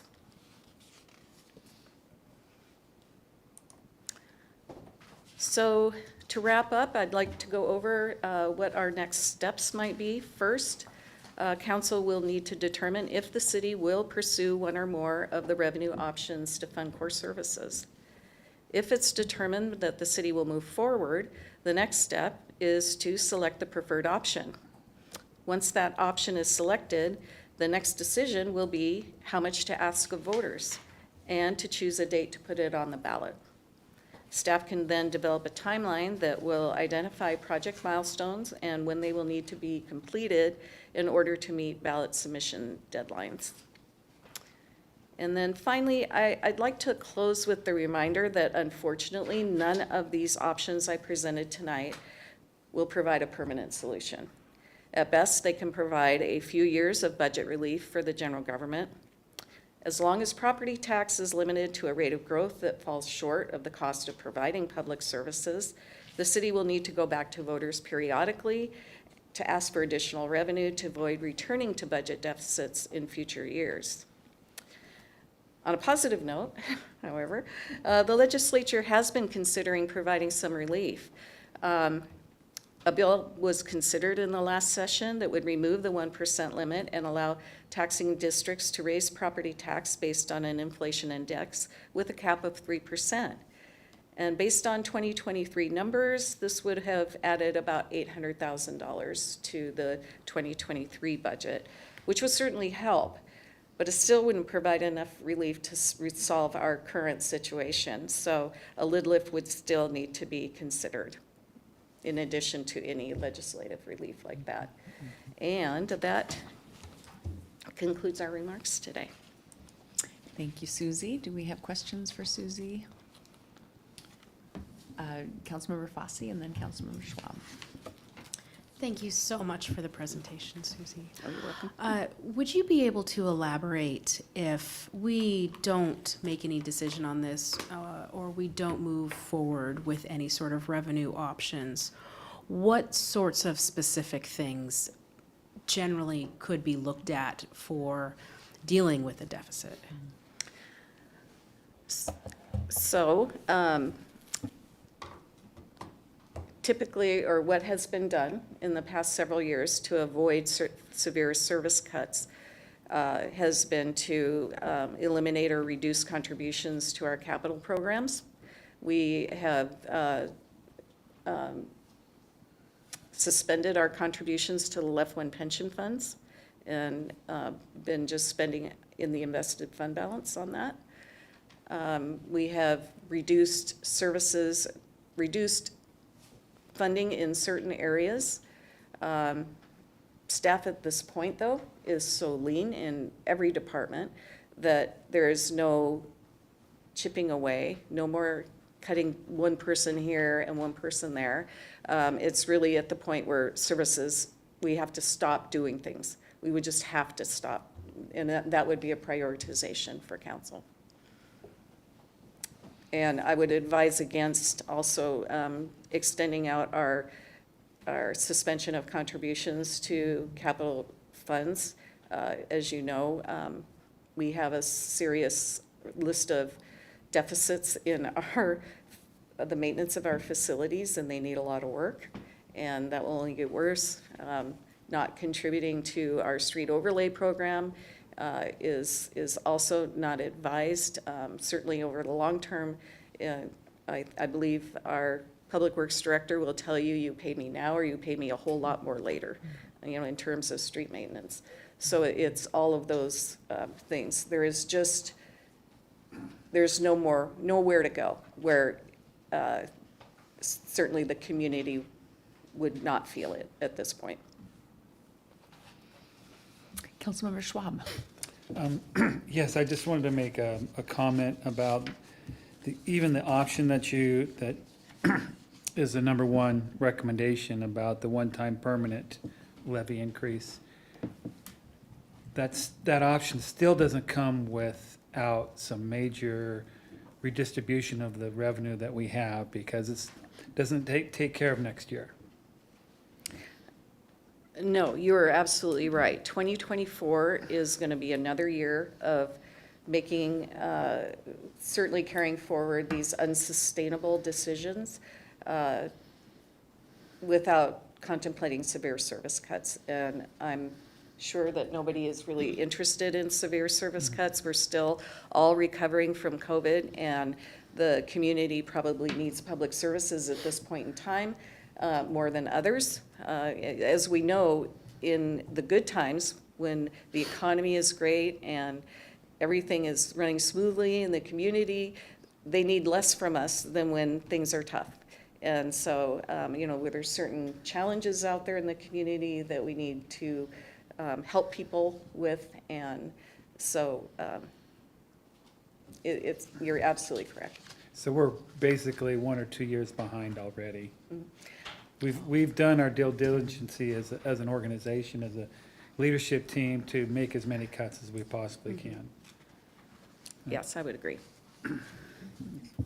Councilmember Vogely and then Councilmember Ryan. To continue on this dire road, I know that it is required for a city municipality to have a balanced budget. And so come hell or high water, it shall be done. What are the consequences if we can't possibly make that $9 million deficit pencil out? Like, what happens to the city? Is it, I don't know, maybe it's not, maybe I shouldn't even ask in public, but like, there's gotta be consequences, so I've never heard what they are. Yeah, it's state law, so we really do have to provide a balanced budget. We have to have our budget adopted fully, like third and final reading of the original budget ordinance has to be completed. I think Wednesday, December 13th is the drop dead day in order to have it be in effect by January 1st. If we don't have a balanced budget in effect by January 1st, we will not be able to pay our bills because we won't have budget authority to do that. So it's serious. I mean, I know it's serious. I absolutely know that, and I also want other people to know, like, for reals. Yes. Okay, I won't paint any more pictures. That's all right now. Councilmember Ryan. Thank you, Susie. I'm not sure how you sleep at night, but appreciate that you're here. A couple questions and a comment. I was surprised to not see a public safety levy included under consideration. I know that's been a idea tossed around, so I was wondering if that didn't make the cut for a certain reason. Well, you know, the actual design of the levy lid lift is yet to be determined. Again, another reason not to put numbers on the slide. This levy lid lift could be structured in any way that it was deemed appropriate. So the ballot measure could be, we need funding to fund core services, and we need something else for public safety. It could be just purely to fund public safety, but I would remind everybody that we need money for all of our core services. So it could be a combination of whatever you want to ask for. And I think that will involve a lot of discussion and prioritization for the council. Great. Another, and maybe it's outside of this discussion, but I was curious about the possibility of annexations and if that is something that's being considered or how that would impact numbers and deficits. And I was glad to join the governor bill signing earlier this week to incentivize annexations. So, so that actually, I hadn't heard that we have a new incentive from the state, so I'll have to look into that. Thank you. And it, you know, it depends on where you're annexing. If you're just annexing a residential area, typically the tax revenue that's generated is really not sufficient to cover the additional cost of public services. Having said that, a lot has changed over the last couple of years, especially with online shopping. Because now when people buy from Amazon or buy their goods and services online, we actually get the benefit of that in terms of sales tax. So that concept has changed, I think, a little bit. I'm not sure that it has actually gotten to the point where a residential area would actually pay for the services. But if you can annex an area that includes some retail, for sure, things like a big box store, car lots, those are things that tend to generate a significant amount of revenue, sales tax and B&O tax, and would help support the surrounding area, the residential area. Excellent. Yeah, it's a House Bill 1425. Thank you. Yep. Because when I think about annexing, I think about Councilmember Zarlingo's neck of the woods, where it's just that funky zigzag on the southeast corner of Everett, and it'd be nice to not have it look like that. And then just as a general comment too, I agree with the recommendation to not pursue a merger with Snow Isle Library. I mean, they don't even want us. So, and then I know that the city just has so much pride with our library system and the Everett Public Library, so I would support that recommendation. Thanks. Thank you. Councilmember Zarlingo. I don't know the current numbers, but I guess something that I think is lost on a lot of our community members is the percentage of their property taxes that go to the city of Everett. I calculated some different numbers. They seem to range around 20 to 25%, sometimes 18 to 25%. Do you know, is there a general number on that? It's I think it's between 18 and 19% this year. So If you don't include the emergency medical services, but just the regular levy, which is what we're talking about. Right. Because emergency medical services are not part of the general government. They're funded through a dedicated property tax plus transport fees plus an additional revenue source from the federal government that's relatively new. And so those services are accounted for outside of the general government in a special revenue fund. And so. Because I remember looking at that number some years ago, and I think it was closer to a quarter, so it's about a fifth of people's property taxes are actually coming to the city. Okay. Most of it is you're paying for the schools, both the state school levy and the whatever school district you're in, those levies. Okay, thank you. Vice President Tui. Yeah, I just want to thank Susie. I've been through this presentation several times. I think this is the best. Thanks. You know, I really, it was very clear, and anyway, thank you. And Susie, I want to thank you also for giving us a reminder of all these and updating the numbers so we could kind of see where we're at now. One of the questions I have has to do with Councilmember Ryan's question about a public safety levy. So if you do a public safety levy, or if you do a general, basically the point that I want to make is we have been allocating our resources so much more to public safety over the past 20 years. I mean, when I told the story before, when I started on council, I think about half of our general fund budget went to public safety, and now it's more like 75 to 80% maybe. When you look at all the amounts that we allocate, if we do a general levy lid lift and we say that we're going to use this for partially for public safety, because I know that that is a concern that some want.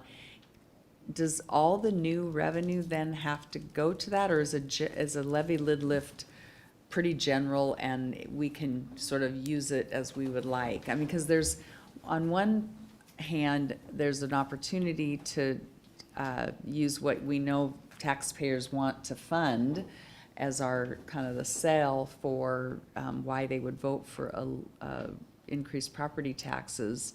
And yet we don't, as you point out, we don't just need more public safety dollars. We need dollars to fund, frankly, a lot of the stuff that have been the losers when we were transferring all those funds over to public safety. Yeah, and that's a good question, because it really, I believe it depends on how we write the ballot measure. Because the ballot measure is going to communicate to Everett voters what we're going to use the money for. And so, you know, it could be described that we need money to fund core services, and in addition, we would, for example, I hate to even say anything, because, you know, we would add X amount of police officers. Yep. Or we would, we need to fund a fire truck as well. Right. Or, you know, it really Co-op comes team down to how are members, we going to write that ballot measure and communicate exactly what we're going to use the voters' money for. And then, of course, we would need to do that once we would need to be accountable for that. Right, okay. So we have a lot of leverage. It's how we write. I think it's how and you write the communicate. ballot. Okay.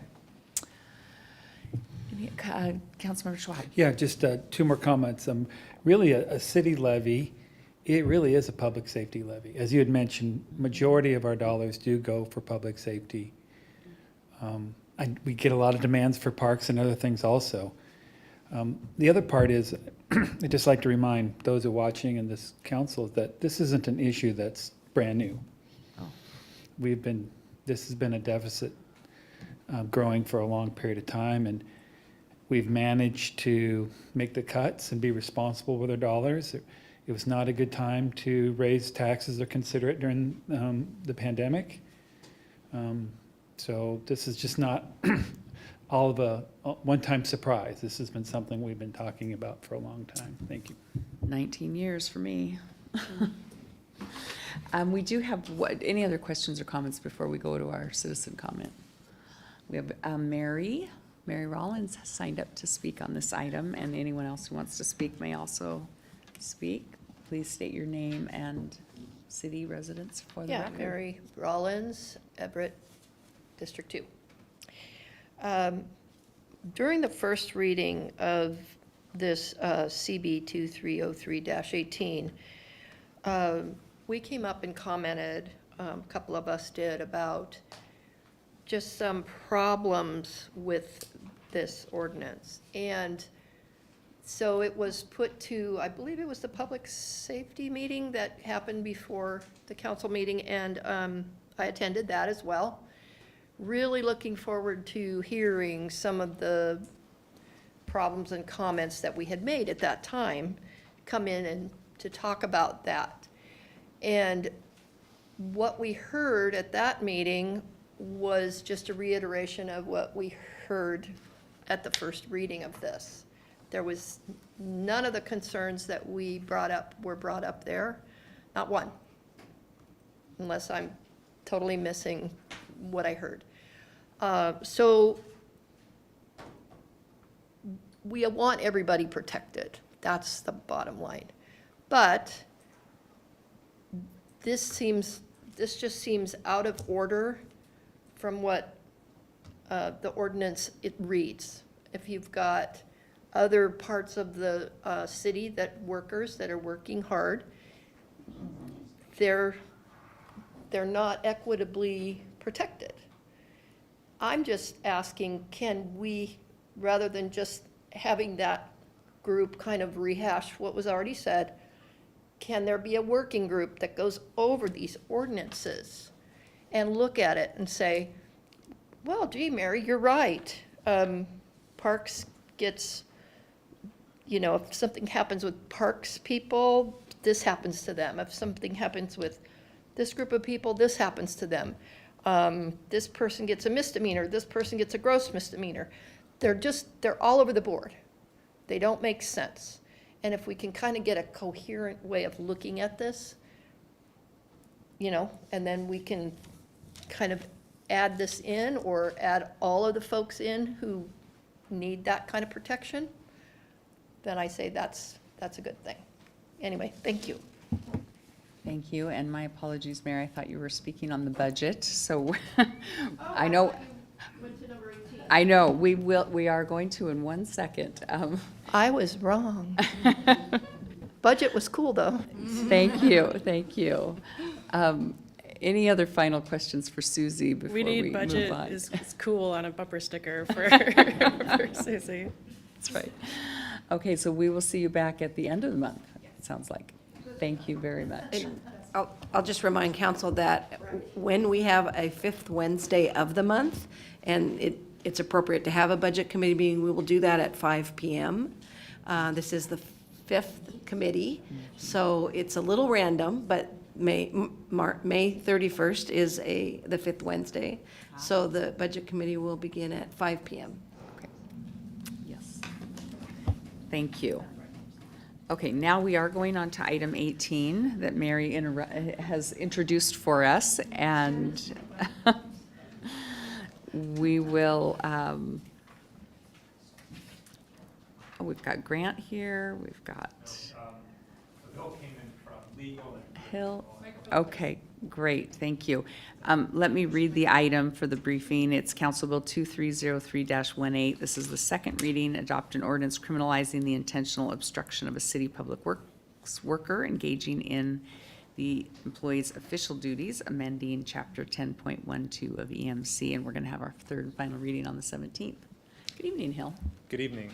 Maybe you should change council rules and have public comment first so we can adjust our Yeah, briefing that's great. accordingly. I love it. Now you know exactly what the questions are. And this has been briefed previously to the full council. It was also before the safety committee previously. So I'm mostly going to focus on the questions that were raised in those two venues, and then we're happy to take any other additional questions. The main question that applied to this was why this specific ordinance related to this department and not a broader ordinance that could apply to all city employees. There are a number of these similar ordinances throughout the code relating to animal control, parks, the watershed, police, and they do all have some different nuances to them and some different enforcement, some different consequences for violation. Each of those came about under different circumstances, and this ordinance that we're proposing came about due to specific requests from the Public Works Department based on incidences that they had experienced. And so, like the other ordinances that are specific to the codes of those various parts of the city, this is specifically related to the work of Public Works. But what it shares in common with those other departments is that their work is both out in the public, so they are engaging and interacting with the community in places that are not necessarily or not primarily within city buildings, And they are responding to emergent situations, such as situations where there may be a water shutoff or a water main break, or something in which they need to take some immediate action to protect the public health and safety of our community. And that relates to same situations that animal control might face or that our officers might face. So they would benefit from a similar obstruction ordinance. Now, there are no generalized obstructing ordinances for city employees, but every city employee, just like everyone who lives and travels through this community, is protected by the general criminal laws. And so if you are assaulted, if you are harassed, if someone disrupts city work, there are criminal laws that can protect and can be enforced there. And for those employees that work within buildings, whether that be the municipal building, the library, any of our parks facilities, those transit, they have specific rules related to codes of conduct of those buildings. They can enforce behavior in those buildings through enforcing those codes of conduct through a trespass admonishment. That person then has certain administrative rights. If they violate those rules, that can be criminally enforced. And so there already are mechanisms that exist for those employees that don't apply to an employee who is out in the field at somebody else's property trying to shut off a water main that needs to be addressed immediately. And so this specific ordinance, I think, is what is needed as opposed to a generalized ordinance. The city does such a diverse, different types of work, different departments do very different things and have different needs. And that's not to say that, if department came forth and said, hey, we're experiencing these issues, our employees are at risk. I know City of Seattle just passed an obstructing a fire officer ordinance because they had come and forth and said, hey, we're experiencing these situations and doing our work. We're always open to that, and it would be related to the specific needs of the individual departments in addressing their work rather than a generalized one, the way it is now with all the other obstructing ordinances. Questions? Councilmember Ryan? Thank you. I'm not hearing an answer to a question I had last briefing of, are we missing anybody else? I'm not against this one at all. I'm worried about, if there's any other employee that also needs to have similar protections. And I hear what you're saying about they can come forward, but I'd rather not have it get to a point where a city employee is vulnerable and assaulted. I'd rather proactively protect all of our employees. So is this are Public Works employees the last employees that need coverage, or are there other city employees that also need to be protected? I mean, I think the question is a good one. I do believe that we can't imagine situations that we don't know, that haven't happened. And if departments came forth and said, we need support with this, we would draft ordinances. At this point, no other departments, maybe they're watching and they are going to come forth now, but in that case, we would want to draft something that relates to the specific work of that department. Say, the firefighters need that. And rather than a generalized ordinance, because we have a lot of tools, and the example that you provide says if somebody gets assaulted, well, that's already a crime. The police would be called, a person would be enforced. Adding an additional ordinance on top of that wouldn't give that employee any more protection than they currently have under the existing law.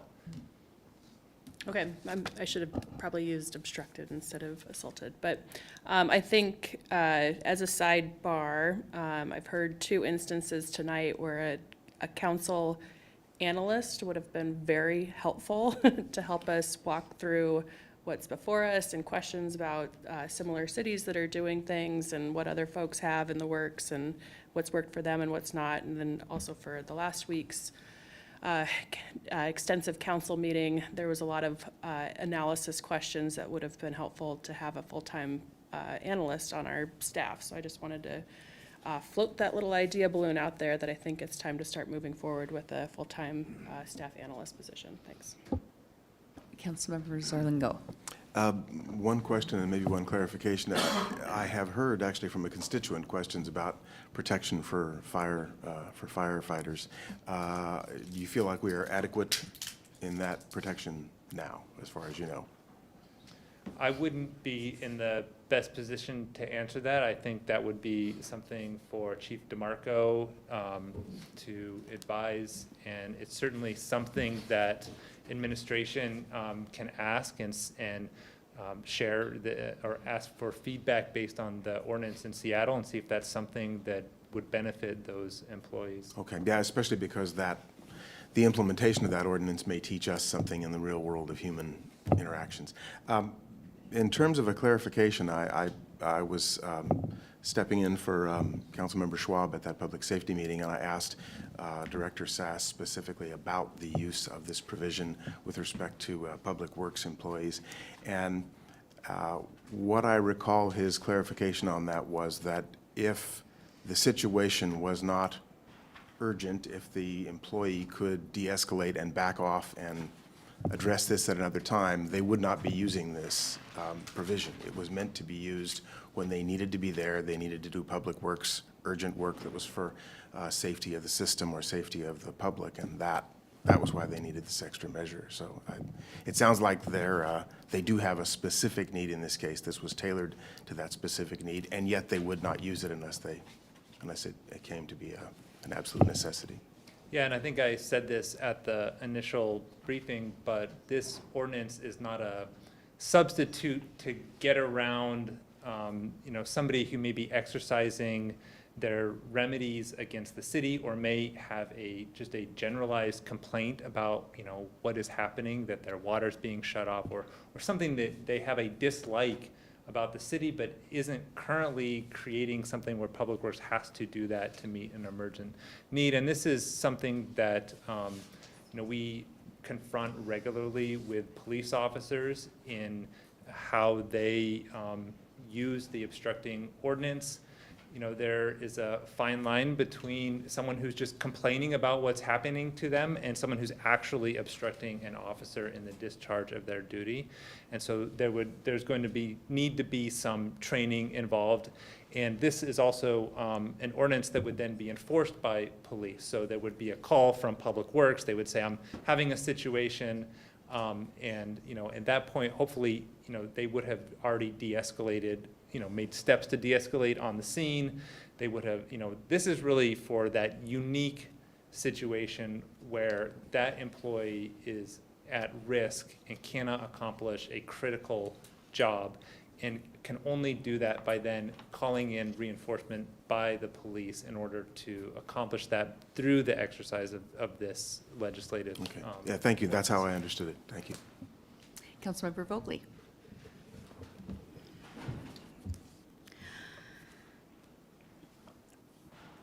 I'm not sure how to say this nicely, but everyone is at risk all the time. And so I am not buying it that Public Works is especially more at risk. The stories that you told last time, and then I think re-upped again today about having to shut off a water main, I cannot conceive, I can conceive somebody getting angry with a baseball bat if you're going to shut off their water, and the cops would be called anyway. And no ordinance that makes it illegal to come after you because I'm angry is going to give you time to call the police and have them come and de-escalate the situation, especially when we don't. Okay, there can also be even entire departments that are specifically for de-escalation, right? So I could be a council member. I'm not, I just get to be this one person out on the street, but it's my job to be out there. People want to throw tomatoes at me. I've got it in the email. They want to rough me up. Do I get a special ordinance? And that was rhetorical, but as part of the story, I do believe, in fact, that Public Works employees are absolutely to be cared for. But an ordinance saying that they're more special and the regular laws of our city aren't good enough for them, so they need more, it seems silly and not, okay, silly's the wrong word, but, we could have a shooter come in right now. We're all liable. Not liable, that's also not the right word. We're all possibly going to be shot at, but there's still laws against it. There's even a piece of paper out there that says you can't bring guns and knives. So I want everybody to be protected, and I think too about like the story that you brought forward about the person maybe being in the way of cutting down the weeds over a grate at a place. And it's like, well, somebody's either out of their mind or they have a legitimate concern for the environment and know that those particular weeds aren't actually weeds and they're supposed to be there as per the, EIS or whatever. So there's all of these, you never know what's going on. And so it does take those moments to have that possible discussion or have that possible de-escalation, have that other person come and, hey man, we know that we were supposed to have planted these plants and you're not supposed to cut them down, but let us just tell you. That doesn't seem like it would be like the reason to have your card-carrying member of more importance. So. Yeah, and I think I understand and appreciate that distinction that you're laying out there. And I'm gonna let Grant in a minute, maybe talk about the situations that they find themselves. But this ordinance isn't making them special. I think it is in the sense that it is obstructing in their carrying out their specific duties. And Public Works has some duties that are different from other employees. So, if you work at the library and you check books out and somebody is obstructing and, not making it easy, well, you can just trespass, you can say, you're breaking our rules, you can't be here, we have rules, and that person can be removed from the library. But Public Works has specific tasks that they are required to accomplish, that they have to carry out in order to carry out the work that this council assigns them to do. And if they are being hindered in doing that, they don't have that remedy. They can't say, they can say, well, I guess you don't want us on your property. Well, we have 5 trucks that are waiting here to do this job. We have, today's a $20,000 day. I don't know what, I'll leave the numbers to you. I guess we'll come back tomorrow. And so one person could stop something, because they just, they could be going through some sort of crisis. And I think that our police are trained, very specifically in de-escalating. And if they, Public Works can't de-escalate and the police come, I imagine their first step is always going to be to try and de-escalate that situation before criminal enforcement. But yes, this is a special ordinance because these employees are in a special situation based on the things that they are required to do that we ask them to do on behalf of the city. So I'll let you give examples to describe that further. Yeah, I think you're absolutely right. We're all at risk. The employees that are out in the public, in the right-of-ways, they're at risk from a variety of different factors. But I think what Councilmember Zarlingo brought up is also really important to remember in this case is that this ordinance is really targeted at those situations where there's urgency behind the work that we're doing. The first step when staff is out doing work in the right-of-way, and if there is a conflict or a misunderstanding with somebody of the member of the community, is to de-escalate, to communicate, to educate. Sometimes there might just be confusion about why you're there, what you're doing, and sometimes just communication will remedy that. Ultimately, if that doesn't work and it's not urgent, it would be to de-escalate and leave the situation. There are other remedies, other further communication, mail, There's other civil processes that can be gone through to help to de-escalate the situation. And in those type of, scenarios, this ordinance wouldn't really apply.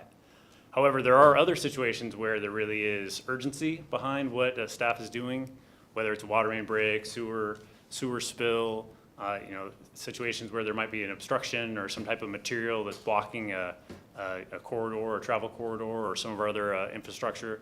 And sometimes that might be, a few years ago, for instance, there was a scenario where there was a sewer manhole in someone's backyard going through an easement, and some material was placed in the sewer manhole, ultimately ended up catching a bunch of apples in there, and multiple times, you'll get various pieces of lumber or other things that get thrown in the manhole in the sewer system, and that blockage at that location, it's in somebody's backyard. That's where we need to get to remove the blockage in order to stop the spill. But the spill might be thousands of feet further upstream. The blockage is there, but the pipe is surcharged, but you don't actually see the sewer spill at that location. You might see it further upstream. You might see it in your neighbors down the block or coming out of a manhole somewhere else. So those folks that are seeing a spill, obviously they're wanting us to do whatever we can to take care of the issue, but we need to get to somebody else's property 1,000 feet down down maybe even several blocks down. And in those type of scenarios, it's really an urgent matter that we get to get to that backyard, we get to that manhole, we're able to clear that line. And if that property owner has a dog or other reasons why they're not wanting to us to go in there, possibly they might be concerned about what was happening that caused the blockage, what maybe they were doing that caused the blockage. That's one one circumstance where it's really urgent for human health and really property damage in that type of scenario. Similarly with the water system, if you have a break, particularly in our transmission lines, there can be miles between valves. In town, obviously, there's usually valves within blocks, but a water main break in one area will need valves closed that are not at that specific location. And so you might, again, need to get onto, some private property on an easement. Maybe it's in the public right-of-way, but there's other debris or material that's been placed over valve. You see cars parked on top of valve cans, things of that nature, where really we need to get to a specific spot in order to stop property damage, other things. And that's really where this ordinance is meant to be a tool to say, we need to get back here, it's urgent, and if Public Works can't communicate that, then call the police, and it's a tool that's help people to realize, no, you really need to let us get back there, otherwise there are other consequences. That's a much more convincing story, and I appreciate it. Thank you. Councilmember Fosse. Thank you. Could you remind me, are these workers covered by AFSCME? Yes, the majority of our field workers are AFSCME. Yeah. Okay, and they've weighed in on this in particular, or requested it, or what has their involvement kind of been? Yeah, some of the situations that Hill was mentioning, as far as some of the challenges that Public Works has experienced. Some of the examples that I presented on when we had the original briefing were situations that AFSCME employees were involved in.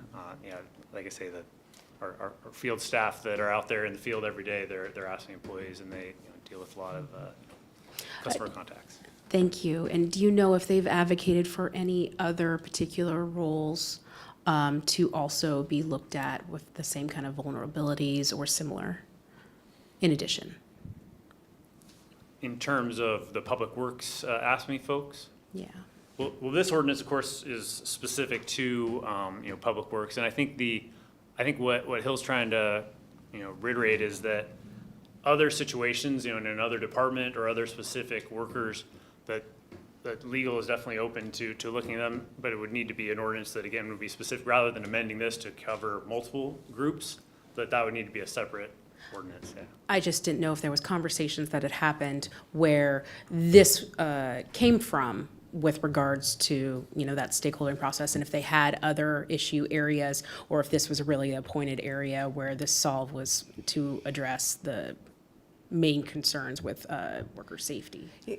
I'm not sure that there's specific examples, but I will say that we have labor management meetings monthly with our AFSCME folks and our leaderships within departments and HR. And so there's a forum monthly to bring up issues and concerns that they have and collaborate between management and our labor force. And it's very effective. I think that as a matter of fact, we've seen a lot of great feedback in the last couple of years about how that's working.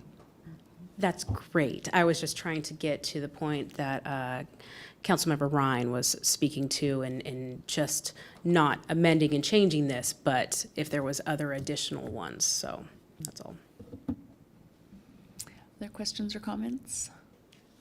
I'm just curious, is there, as I understand it, we have the different kinds of penalties based on these various ordinances that are within the city. Are there reasons for that, that they wouldn't be, that we wouldn't have kind of the same gross misdemeanor, whatever we're deciding on, or are there some that are more severe than others? I don't think there's a good reason for that.